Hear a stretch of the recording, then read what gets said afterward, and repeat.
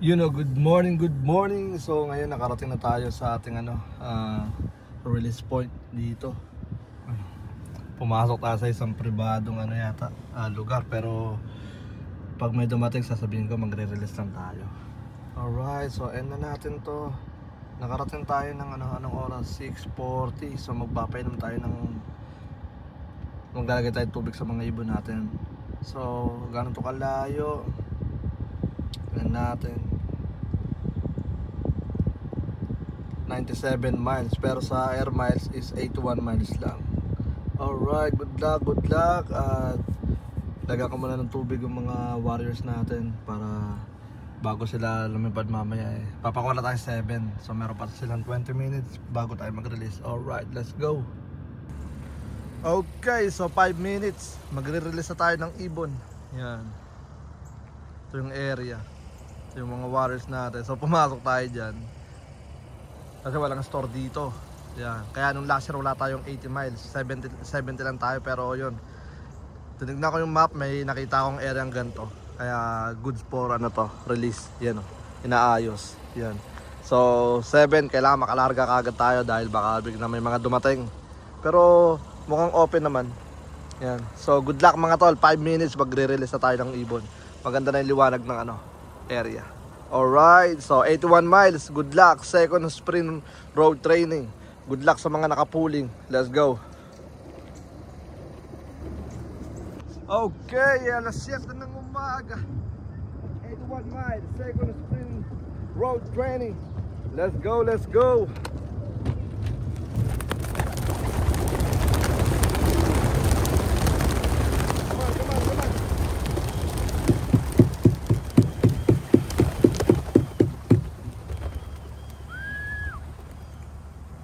Ayos, ganda ng release natin mga tol.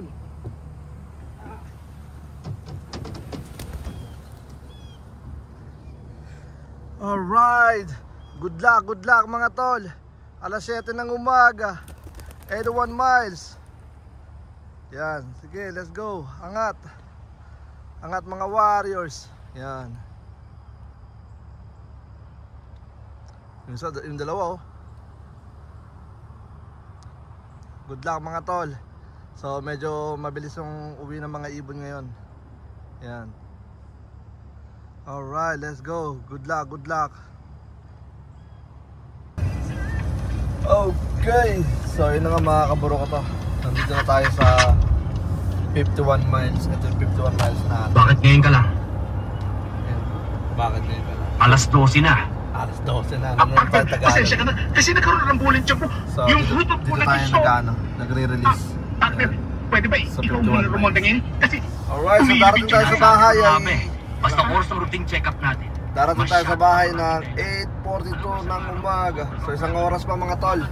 Yan, malis tayo alas 7. So yeah, good luck. So tignan natin kung may mag-on time. Kalmado lang yung hangin, kaya medyo mabilis ang magiging pauwi natin. So tara, let's go. Good luck. Mga kaburo ko to, bali nandito na tayo sa bahay. Grabe, napakabilis ng mga ibon. Ramdam ko na yon. Hindi ko na sinabi sa basketing natin kasi ayoko mapahiya. But yun na nga, 80 miles. Ito, iniwalay ko yung grizzle. Ito, kakukuha ko lang sa grizzle. Ayan, ito yung grizzle. Kasi yung may-ari po punta rito, gusto daw niyang i-kiss yung kanyang ibon. Grabe, ito yung lagi nauuna. Tapos magaling itong bumaklas. Kumbaga itong ibon na to napaka consistent. Sana hanggang tingnan natin hanggang lumayo. Tingnan natin kung magbabago. Tingnan natin kasi alam niyo naman mga speed bird, habang lumalayo is nagbabago yung liparan. Huwag lang madisgrasya talaga. So di ko sigurado kung may mga nag-clock na missing mula nung isang araw tsaka nung kahapon dahil hindi ko nilagay yung training. Ang nakalagay lang doon race. So basically hindi sila magka-clock dun sa race na yon. Ang pinagtataka ko lang sa one loop race, paano nakakapag-clock yung mga mga missing.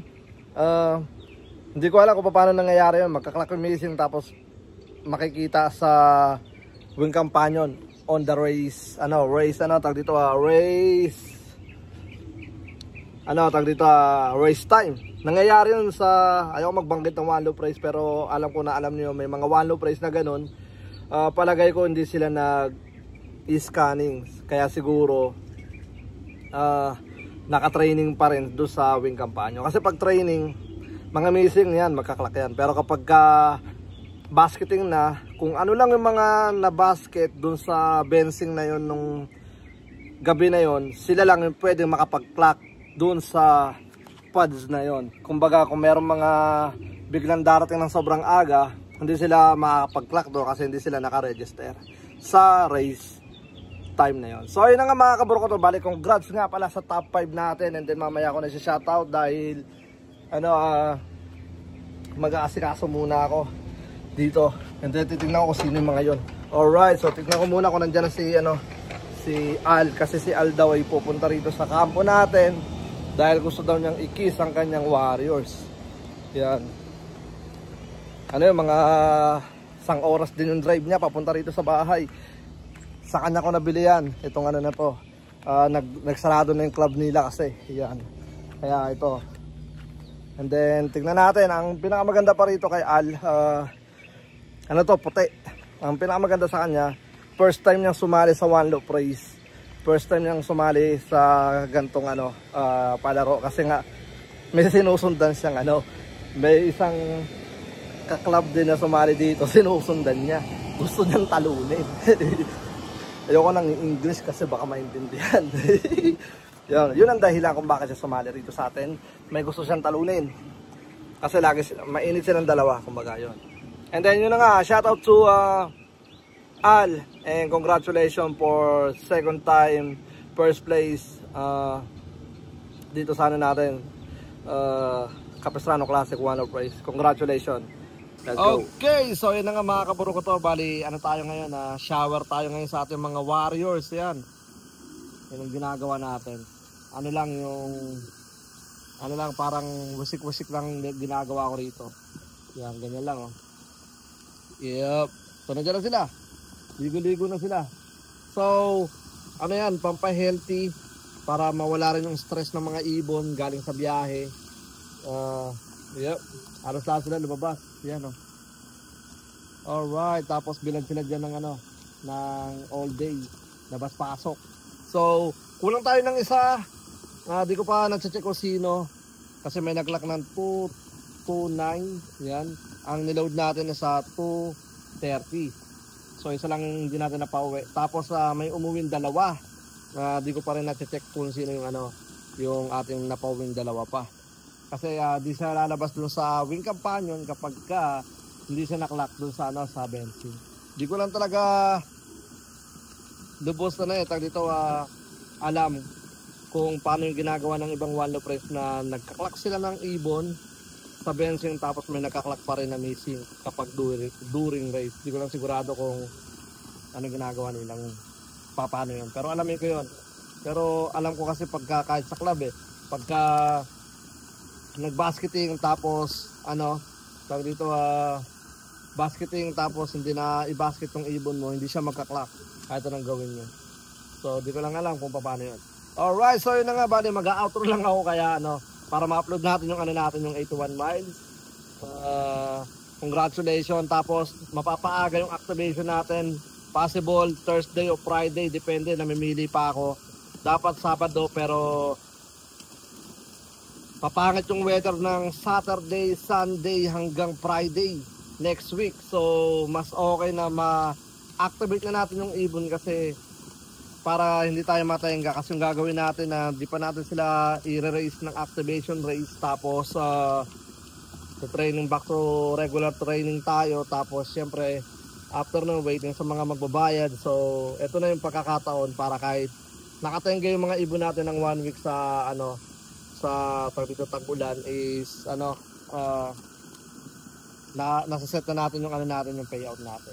So possible Thursday or Friday, pero magtotos pa ako ng isa. Toss tayo ng ano possible 40 o 50 miles. So yung mga ibon natin okay itong mga to, healthy na itong mga to, mabibilis. So tingnan natin kung ano kung 40 o 50. Kasi bibigyan ko ng magandang pahinga tong mga to. So pinaliguan ko sila para bukas is ready to go sa training. Tapos possible Thursday o Friday, depende kung ano pinaka the best na panahon sa dalawa. Yan. Alright, so napapansin ko ayun, dami nila. Napapansin ko left shoulder yung magiging race natin. So ayoko na magsalita kung mahirapan yung ibon kasi nung last time sinabi ko mahirapan yung ibon, pero ang bibilis pa rin ang mga warriors natin. But yun na nga, congratulations sa mga pauwi natin tapos sa top 5 natin doon sa second spring road training. Congratulations sa 5 nag-money winner, saka sa pooling winner natin. Congratulations. Yan, ang nag-pooling winner natin ay si AG Lop, si Baliw sa Usok, tapos si si AJ Miller. Yeah. So, shoutout kay AJ Miller, first place. Tapos second place, Cantada Lop. Nagsisisi ngayon. Sabi niya kasi kung kailan hindi siya tumaya. Kasi simula na nag-pooling tayo, lagi siya nataya. Pero yun na nga, hindi siya nakataya sa tawag dito sa 81 miles. Gusto niyang tumaya pero bawal sa trabaho nila. Pero yun na nga, pag nagpo-post ako, tanghali pa lang, umaga pa lang sometimes. Nakapost na yan, kaya next time kapag hanggang alas 10 bago ako nagko-close, so meron kang like 10 to 12 hours bago mag-close yung ating pooling. Pero sige ka, next time sa mga mananaya natin dyan, kailangan huwag nyo nang hintayin kung may tataya o wala, basta lagay kayo, may lumaban o wala, at least naglagay na kayo. Alright, so yun na nga, good luck sa activation race natin. Maybe possible Thursday o Friday, or depende pa rin kasi baka bigla pang mag-iba yung panahon. So bukas ako makapag-decide kung ano ba yung magiging weather tomorrow. Alright, so yun na nga, at magpapaligo na muna tayo. Diyan ako naglagay ng batya dahil gusto ko lang sana i-shower. Alright, so yun na nga, good luck at peace out. Teka lang, hindi ko yata nabanggit yung top 5 natin. Shoutout kay AJ Miller, Cantada Lop, AG Lop, sino pa yung pamport natin?